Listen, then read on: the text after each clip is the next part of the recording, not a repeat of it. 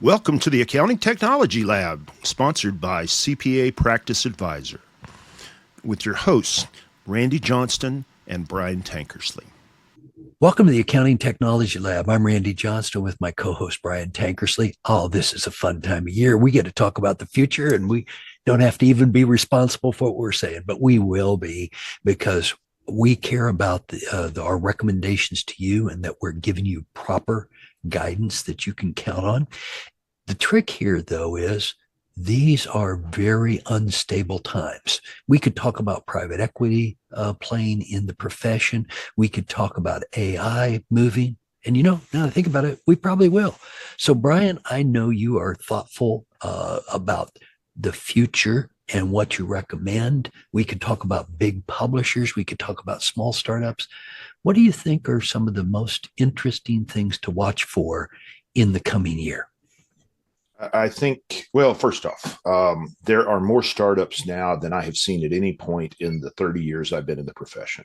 There are more people trying to create more point solutions to solve more pain points for the accounting profession than again has existed since the late 90s, since the early 90s when I joined the accounting profession. Okay, and so it's a very innovative time. We're going to see a lot of merger and acquisition activity, both for firms and for things there. But what I think is also interesting is that our friends at the big publishers seem to have gotten religion with respect to innovate or die. And so they've decided, I think both of the major big publishers, as well as the others, have decided that they're going to build as much as they can internally, and they're going to partner with everybody else to make the rest of the stuff happen. And I think everybody sees that the private equity influx into the practitioner space, where the firms are getting bought up and rolled up and everything. That's not going to be everybody, and there are going to be a lot of people that opt out of that and start their own firms. And so I think that's going to enforce the technological adoption and the real-time reporting and the evolution of practice management in a very exciting way, I think, in 2025. Yeah. And, speaking of startup technology businesses, a couple of numbers, and I will try to provide the source as well. But, during the pandemic, there were 7.2 million new businesses formed in the United States. And here in 2024, roughly 3.2 million, I believe I saw, it was either 3.2 or 3.6 this year alone. So if you think about the opportunity for public accounting firms to support new startup businesses, there's never been a much more ripe time for that either. When we look at new business creation, obviously there were many that did fail during the pandemic, but the bottom line is 10 million new businesses is a bunch. That's a group, as my friend from Florida would say. And, they're going to need advisory services. They're going to need client accounting services. They're going to need tax services. And, as some of the providers out there are suggesting that, a lot of times you're getting 1040s right now that are really business owners that are kind of in startup mode, and pushing away 1040 work right now may not be the wisest choice, particularly if you can automate it. So one of the continuing issues, I think, that is lessening is staff shortages. As we think back over the last 3 to 5 years, maybe longer, staff shortages have been a problem, maybe even all the way back to the year 2000. And it's just going to get worse. But what is getting better is automation is supporting a lot of our efforts. And we are solving some of with outsourcing. Accounting Today, I think, reports 26% of all firms are using offshore outsourcing today. And you and I have written and taught courses on outsourcing in the past year. But we see AI automation coming of age. We've talked about in other technology labs, the Blackor tax autopilot product that fully prepares a 1040 ready for partner review. Discovered another platform that I think we'll cover in another technology lab soon that's doing the same type of thing. We're seeing K1 automation with AI in products like Additive.ai, who can process the K1. So, and the numbers I've been talking about, and you and I have some work to do together on this, is I'm seeing currently 10 plus tax AI products, probably going to be 20 plus if I was realistic about it. 10 plus audit AI platforms. And again, that's probably 20 plus, and certainly 40 plus client accounting services AI platforms. Well, wait a minute. You said that's the most you've ever seen. Well, all of a sudden, all the ones that I just named are all startups. And I just did 40 plus maybe 2020. That's 80 tools, 80 companies providing tools to the profession that are all kind of new startups. That's a lot. It is, but remember that the price on software has gone up. So even though the total addressable market hasn't grown in a huge fashion, there may be enough margin for everybody to hang on and survive for a while. But there will eventually, with 80 platforms, there will eventually be some consolidation. Yeah. But and they will incorporate the best technology, and this competition will make everybody better. Yeah. And right now, because you've heard me quote the numbers, we're tracking 57 practice management products, too many. We're tracking 88 portal products, too many. All right. So there's got to be consolidation in the products that we're already aware of. Oh, and another classic number, 94 QuickBooks reporting tools. And of course, we saw that, LeaseCrunch bought Finagraph. Does Finagraph survive? I don't know. But, that's probably another example of the consolidation that's coming. That transaction was pretty small, only $7 million. But I would have thought Finagraph would have exited for a lot more money than that. And I think it also highlights that we're dealing with startups that many of them are venture funded. And when the investors sour on it and they lose confidence, or they decide that they're not going to make their, that rainbow at the end of the rainbow, there isn't that pot of gold that they were hoping was going to be there. A lot of times there will be quick consolidations. Okay, one can look back at this year at the exit of AVII, the practice management solution that was great practice management product that again was designed by some former KPMG folks, but it they just didn't have enough market share to make it work with the plan they had, and they ended the product. It just stopped functioning at the end of October, even though it was in a lot of big firms. And that's the thing I think our listeners need to be very careful about, is you need to watch the financial stability of your providers, and have a plan B and have offline backups for these cloud things. Because, Avi gave their people 6 months notice or 9 months notice, something like that, when they decided they were going to shut down, and still didn't find a buyer during that period.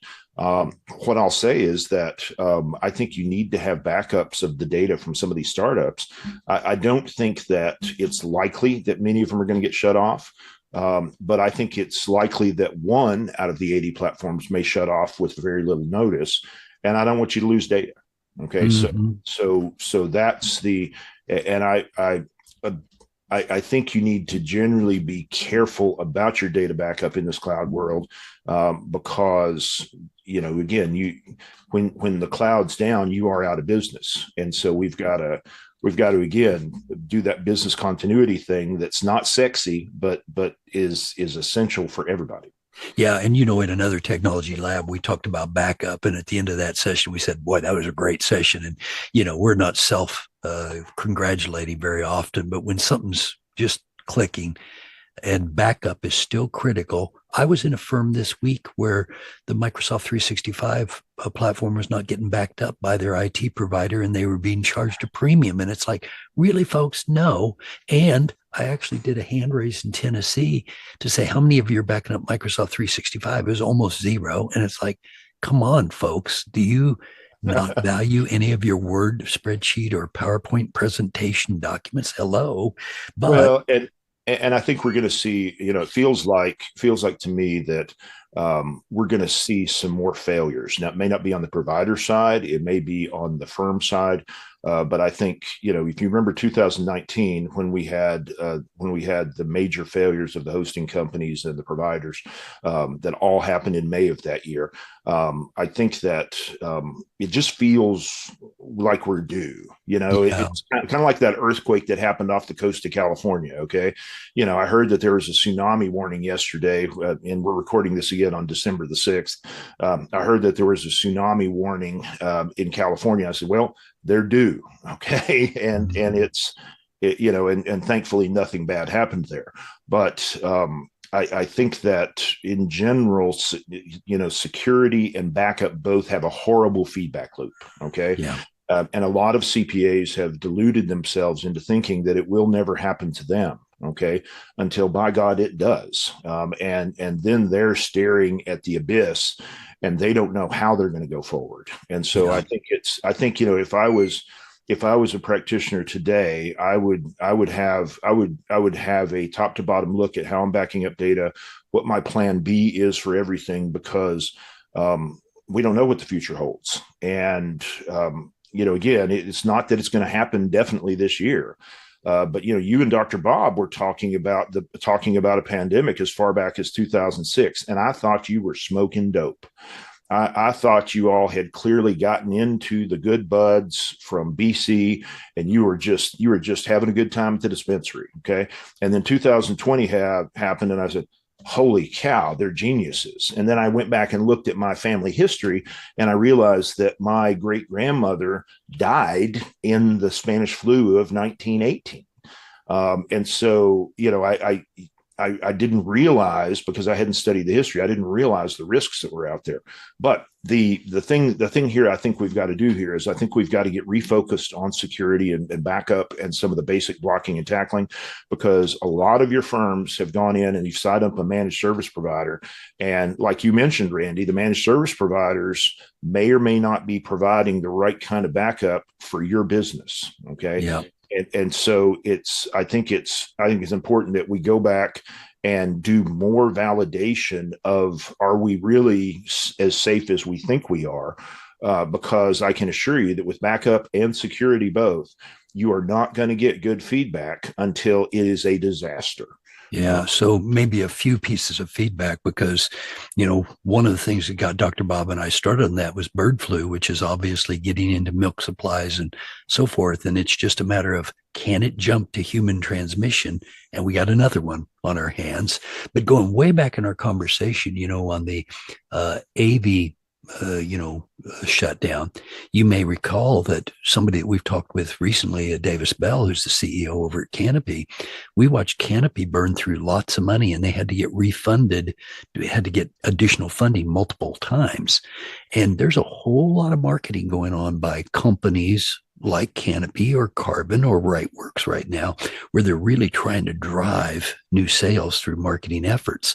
And that's an expensive effort along the way too. But, I'm thinking about these types of companies, and they're very innovative. I like what they're doing, but there's only room for so many. But now I want to go over to a concentrated risk statement that you said, because you and I were fortunate enough to be traveling on the CrowdStrike outage on July 19th. And when I think about these data center risks, where we get more and more data in fewer and fewer data centers, what's going to be the risk there? And so concentrated risk becomes a factor, because I was lucky that day. I was flying United and got home, and you were flying Delta, and, our associates were flying Delta, and they got home on Monday, right? From a Friday trip. Now, you were staying for some extra stuff, but now I haven't told you the whole story about CrowdStrike, okay, with me, because I am a CrowdStrike Falcon user, and I came home, and I have a PC, a home theater PC, and I had a Windows server, and both of them were shut down, but nobody used them because I was out of town.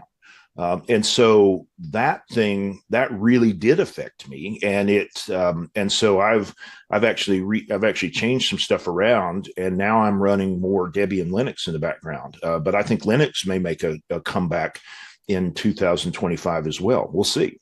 We'll see, but it is certainly realistic that it can for lots of reasons. And, so now if we kind of think backwards here for a minute, because for our listeners, we do worry about, fundamental applications for you. Those of you in tax, those of you in client accounting services, those of you who are in audit, those of you who are dealing with practice management or document management or portals. And I've been on a mantra for 4 to 5 years that less is more. Because, Brian, as you said earlier, developers are doing point solutions and we're getting lots more applications to choose from. But more is not necessarily better in my mind. You've got more licensing, you got more training, you got more interfaces to make. More is not necessarily better. I've heard you say too doggone many times, life is too short for cheap ice cream. And you'd rather have a little bit of the good stuff than a lot of the bad stuff. I think that's maybe speaking for you, but that's kind of the thinking behind this. So out of all those practice areas, have you seen something that you say, this is really interesting? It's a breakthrough in portal or document management or practice management or tax or audit or CAS? That's a big question, but I want to give you a chance to kind of think about, okay, what products would I call out? Because you and I know we could do, product award of the years if we wanted to do that type of thing. But I'm just thinking about something that's innovative or new coming at us. So I will say that the way Validus is solving the rest of their imports from the service, the things they don't currently service, is pretty amazing, and how they're providing a much more comprehensive solution. I think the generative AI that we're seeing to compose emails and letters, and the engagement letter tools like Nula, that there are 5 or 6 of them out there now. But the use of AI in everyday things for routine correspondence and routine things, I think, is something that is a big deal. I think if I look at the automatic classification that folks are trying to do, where they're out trying to automatically classify things, the Review Ready that Thomson's doing, the teammate document linker. Again, I just keep coming back to that. That's such a big step forward that I think we live at a great time for the profession, because all of these things that took graybeards like me when I was in the early 90s and made me question, do I really want to do this for the next 30, 40, 50 years? All these tools that I prayed that we would have now finally come to pass. And so now, the profession for the future, you're going to be able to do some pretty interesting stuff pretty quickly in the accounting profession today. And so even though we've got what we refer to as a talent crisis today, between outsourcing and automation, I think it's going to work out. But and I think you're going to see a lot of that in 2025. Yeah, and it's interesting you'd call out Nula. There's been a lot of breakthroughs in engagement letter automation, and a lot of breakthroughs, I think, in payment automation too. But if you look at Nula's competitors like Anchor, that's kind of interesting on the front end. Or, what Liscio has done with their engagement letters and PBC documentation on the front end. But if you flow it through to the back end, the likes of the quick fees and the CPA charges, as well as the, more broad products, the Axioms and the iWoons and the Campfires. And Liscio and their payment things and their business texting. And, I think another major trend that I'm seeing is we're finally getting accounting firms to get religion with respect to CRM, and they're starting to finally understand it. Only 30 years after corporate America did. Okay. But it is a culture change. And I think the PE folks and the big firms that are successful have already done it. And that kind of relationship focus is essential for advisory. And so I think, if I had to call out things that I think are going to be key success things for 2025 for accounting firms that want to grow, I think if you're not using CRM, I think you're you're trying to run a marathon with one leg tied behind your back. Yeah, that's interesting that you call out CRM for business development, because a lot of firms are trying to use HubSpot or MailChimp or Constant Contact, one of the legacy products, but you can use a product like Levitate or Result CRM, or I usually recommend about 10 different products, Fiber CRM, Symphony. There's a bunch of names that I throw out for CRMs for CPA firms that are not Salesforce. And the problem is that for the accounting firms, they want to control what they say to everybody else, and that's where Mailchimp and again all the email tools come in, and they've got good outbound marketing. Okay, but when the data comes back and the clients say, "This is what I want. This is what I want. This is what I want," they don't have a system for keeping up with that, tracking that, and making that happen. And so these opportunities, 3 out of 5 are they hang out in the air in front of somebody at lunch. It never gets written down, and it disappears into the ether. Okay. And that's the thing that we see the big firms that have multiple lines of business doing very well, is they flip that lead over to somebody real quick, and they strike while that iron's hot. And that is responsive customer service, but it's also in many ways self-serving, because you're chasing that business and you're not letting that thing drop. And I think that, I think generally that the folks that are running CRM, and don't get me wrong, it's pain in the butt. Okay. It is work, but it is the thing that differentiates a sales system from a ad hoc nightmare, which is what a lot of accounting firms have. And by applying a little bit of structure to it, I think that the firms can be so much more successful, and those notes and those things that the client told you don't get forgotten. And if the partner has a heart attack or some kind of catastrophic health situation, the firm can largely continue along because the notes are in CRM. Whereas if it doesn't, it's just a mess. Yeah. And every one of the last firms that I've been for doing tech assessments and consulting has stated this problem and didn't associate CRM with the solution. It was fascinating. And I would say that has been every one, certainly since late July, and probably even before that, if I get more realistic about it. But, so Brian, I guess I'm just going to maybe put you on the spot on one final question, because again, in the technology, wait, I want to hear your innovation. I want to hear your innovations. I'm going to come at you with those in just a minute, but I appreciate you holding me accountable. Okay, that's a good thing, because when it comes down to it, I'd like for you to think about the one thing you might change in the coming year while I'm giving my response. I didn't want to put you on the spot on that, but think about the one thing. But now, if it's my innovations, your CRM one really has got me thinking about it. But, our friend and associate, Dr. Bob Spencer, always talked about thinking about things holistically. And I really want firms to think holistically, end to end. What's it take to do business development, to turn those into engagements, to gather the documents, the PBC or client request list, to support the transactions that you're going to do, tax audit or CAS or any other valuation, whatever it is, that you have a deliverable that can be delivered electronically, that's paid for electronically, that the client can access, kind of that whole end-to-end process. So to me, that's part of the trick here. Now, you can get those end-to-end processes in lots of different ways, and there is no silver bullet, or we'd tell you about it, that you could use to solve it. Unfortunately, today, it is a lot of piece parts, as they would say. And I can see that it's a Rube Goldberg device. Yeah, Rube Goldberg. I wish I'd have thought of that while I was speaking, but you're absolutely right. And what we're looking for is somebody to put it together elegantly, almost Mercedes-Benz, BMW, German engineering style. We want it to be solid.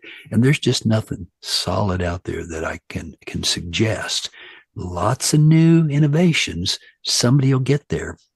But at the low end, when you think about the canopies or the tax domes, or how many more should I name that are entry-level practice managements, they're all trying, but every practice management system that I look at has something missing.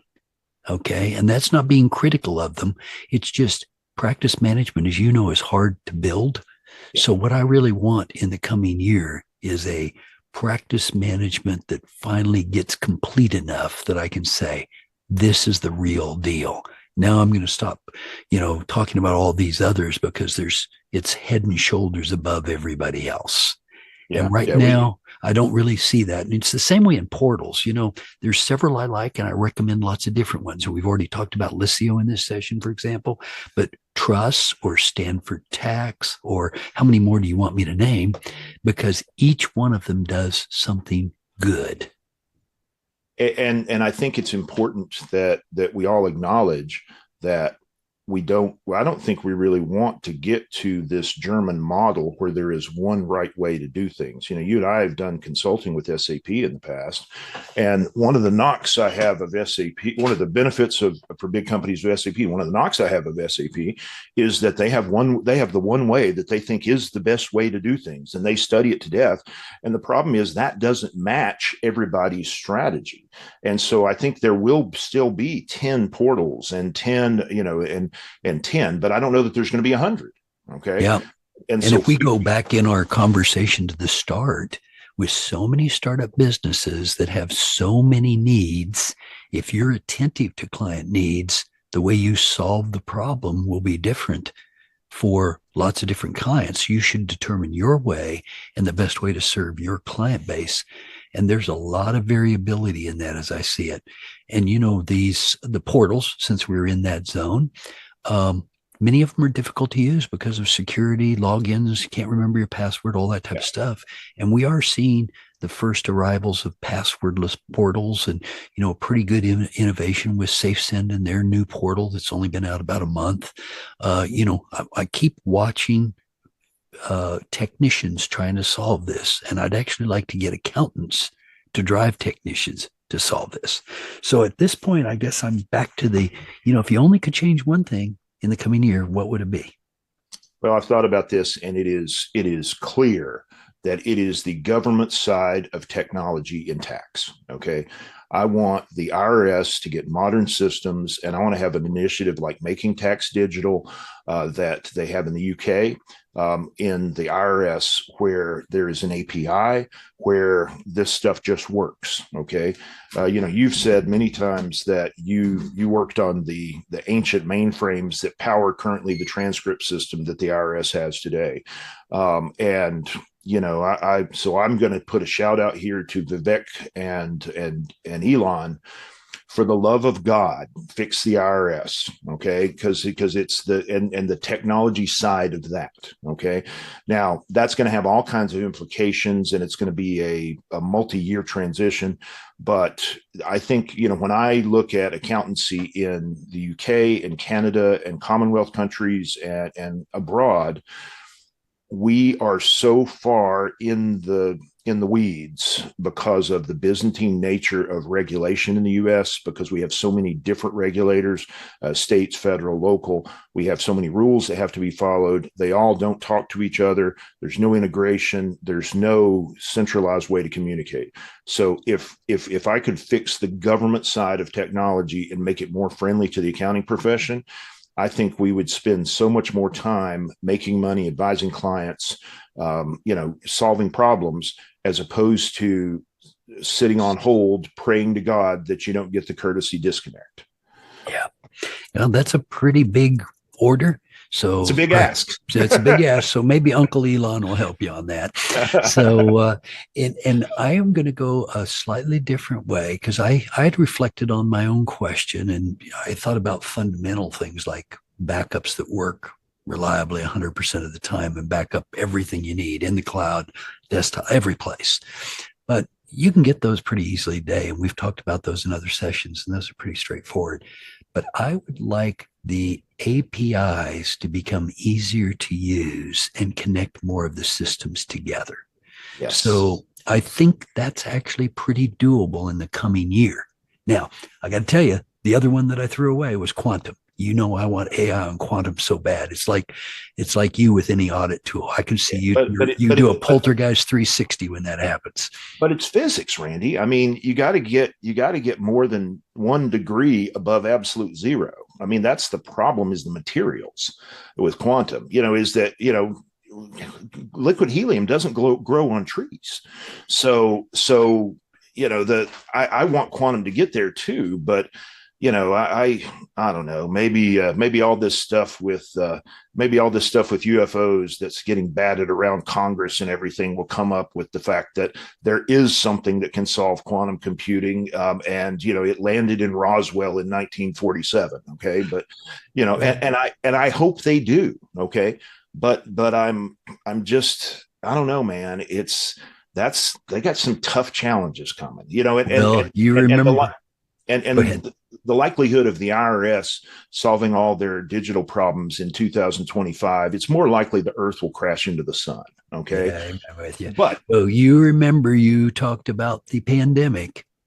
I'm just going to tell you that, Dario Gil and Hamlet and many other people that are right in the thick of this are thinking 2028 to 2032. So we're not too far away. But I think the military and the black budget is much further into quantum than we know. Oh, by far. As a matter of fact, I've got some inside scoop on that, so I do in fact know. But that said, we always wish you to have the exact technology that you'd like to have. My personal mission for 40 years has been to help as many people use technology in the way that benefits them the most.